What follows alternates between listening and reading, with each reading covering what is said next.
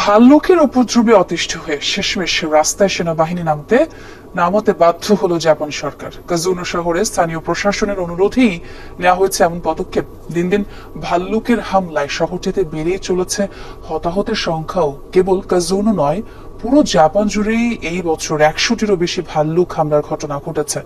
এতে প্রাণ হারিয়েছে কমপক্ষে 12 জন। ফলে সাধারণ মানুষের মাঝে ছড়িয়ে পড়েছে আতঙ্ক। বিজলি কেবলস এর স্কিন কোটেড ইনসুলেশন আগুন প্রতিরোধী। বিজলি কেবলস, নিরাপদ আজীবন।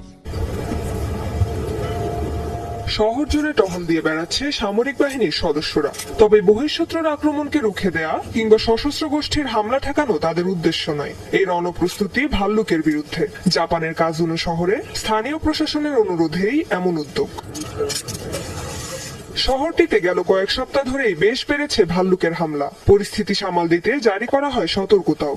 আশেপাশের ঘন জঙ্গলে যাওয়া, অন্ধকারে বাইরে বের হওয়া ছিল নিষিদ্ধ। আর বিশালদেহী প্রাণীটিকে ভয় দেখাতে সকলেই বহন করছিল ঘণ্টা। তবে শেষমেশ নামাতে হলো সেনাবাহিনী।